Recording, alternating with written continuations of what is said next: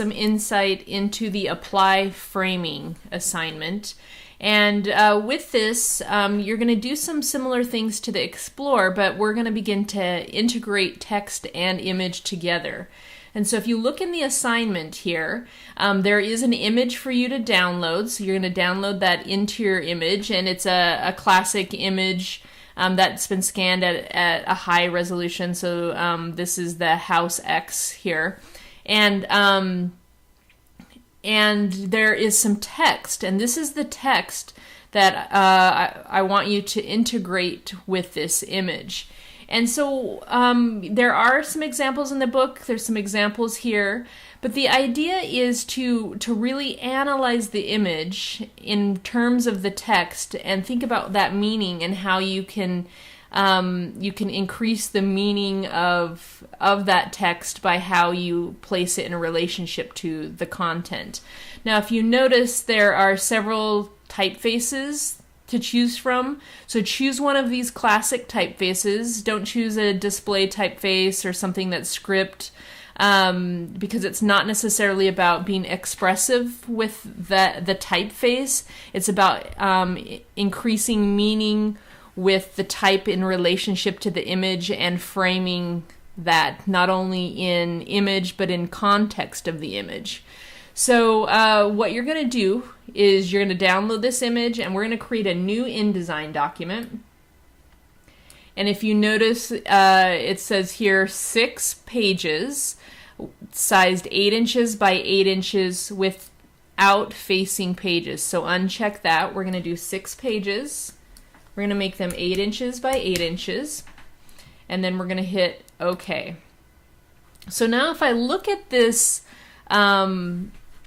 this passage of text, the passage of text talks about a door. And so talking about how it's a solution between 2 vertical planes, and it permits both their separation and their connection. And I think that's kind of an interesting idea that doors can separate and they can connect. And so look through this, talking about doors, talking about windows, and what they represent, what a staircase could represent. And then if you look at the image, let's see if I can find where I've saved that image, and I'm going to find it. I'm just going to hit spacebar on the keyboard to bring it up. It's going to take, there you go, take a second, because this is high resolution. And if you start to look at that passage of text, it talks about what a window is or what a doorway. So you can identify some doorways. There's not necessarily a door covering this, but a doorway. There are steps. And maybe what you do is you isolate it and look at those different planes of meaning. Maybe this is the connection to, rather than the separation of. And can you crop it and reframe a portion of this image in a way? Or what does it look like if you use the entire image, or you zoom in on a portion of the image, or zoom in on a portion of the interior that's hidden on the backside of where the door is not, or on the backside of where the door may lead to? And, you know, what does it look like upside down? And so you're going to explore this in 6 different ways and come up with a pleasing composition. So I'm going to do one here. And so I'm going to File, Place. I'm going to find this image, which I've got saved to my desktop. And if you notice, when you place it, it's going to be really, really large because it's super high resolution. So I'm backing out, and if you click and drag in, it's just going to resize that outside edge. But if I hold Shift and Command while I'm doing that, it will resize the image while I'm scaling it. And then what I'm going to do is go back to my assignment, and I'm going to copy this content here. And you can use some of your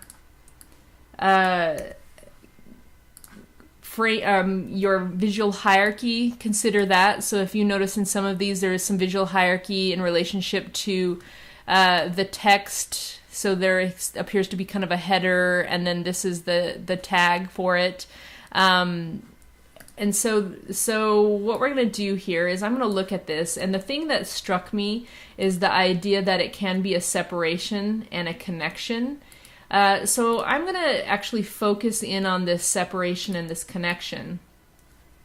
So I'm going to reframe my document here, or my image, and I'm going to zoom in on that connection, maybe connection to what's on the other side.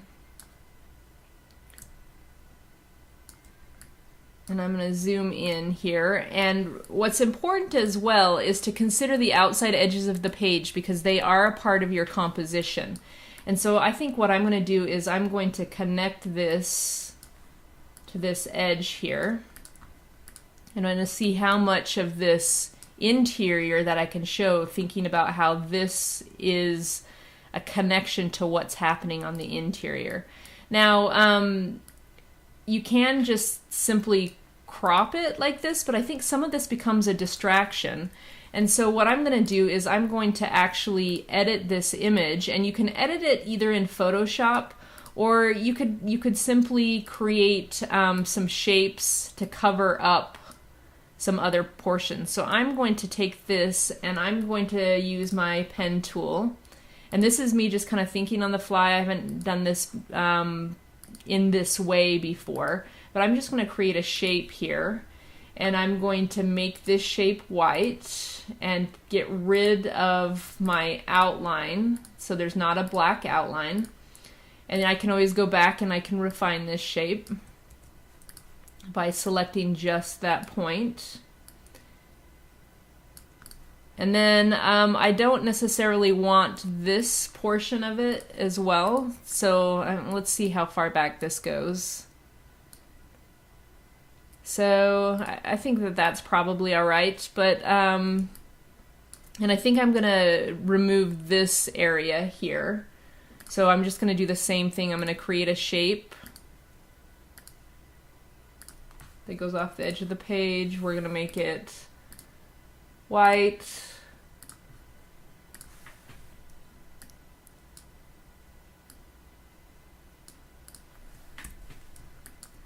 And then we're going to see how this image goes up to the top. And I don't want the distraction of these other elements here. So I think what I'm going to do is I'm going to create another shape to that's similar to these right along this plane as well. And I've been working on it for a minute, and I'm going to save what I have so far. So this is my ApplyFraming. And make sure you do that every so often, so that if something happens or you get disconnected from your account or the power goes out, just make sure you're constantly saving. So I'm going to go here, and I might have to go a little bit further. Maybe what I do is I go around this edge, and we'll have to see how that shape works out. Make that white. We probably need to make this a little bit taller.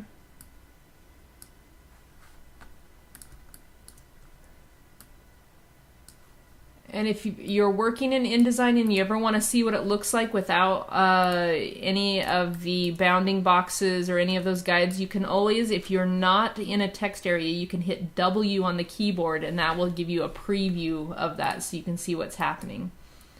So now I've isolated this concept of the door being a connection to something. Now I'm going to take my text and figure out how to relate my text to it. I'm going to bring this to the front.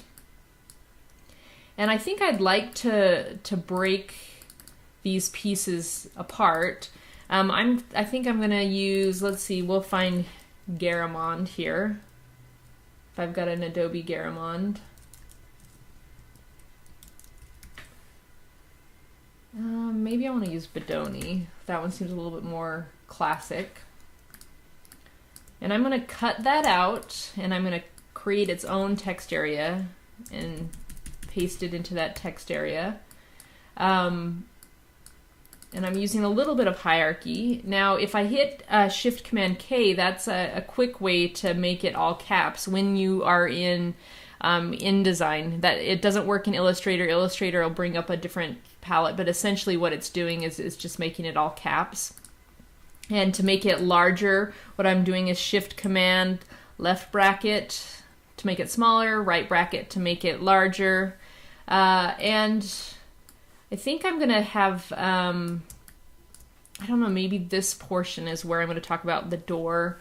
And all of these lines are distracting to me, so what I'm gonna do is actually go to Extra, Hide Frame Edges, Extra, or Guides and Grids, Hide Guides, so that I can work without those. And then I'm gonna take this passage of text here, and I think that this is kind of a separate thing too, because that's about that passage of text, and I'm going to separate it. And let's see. So I'm going to probably pull this passage of text down into here, and I've got to make sure that I've got some space around the outside edge of it. So I'm going to make this smaller. Maybe give it a little bit of line spacing. If I wanted, I could maybe move this up so it's at the edge of the page so I can tell where my page ends, so I don't get too close to that. And then one thing I don't think we've talked about in InDesign, I just saved here to keep what I have going, and I'm holding Option and doing the up arrow to do the leading or the line spacing. And actually maybe what I want to do is, and what's happened is it's just redrawing that because it is such a high resolution image. That's why it's kind of going fuzzy and back.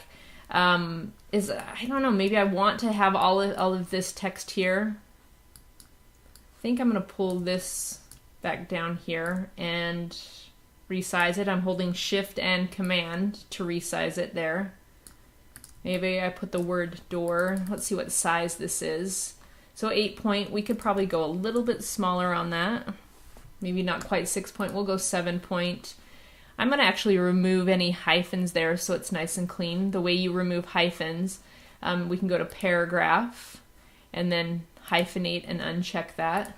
And then maybe I take this content here and make it a little bit smaller, go back to character, and let's see if I can find an italic version of that to add a little bit of hierarchy.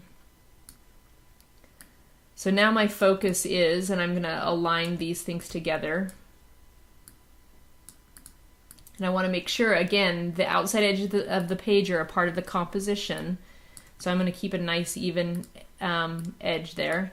So now what I've done is I've focused in on this door and reframed the content and the context of this content to look at what this relationship is. And by putting this text by it, it does bring some of the focus to this concept.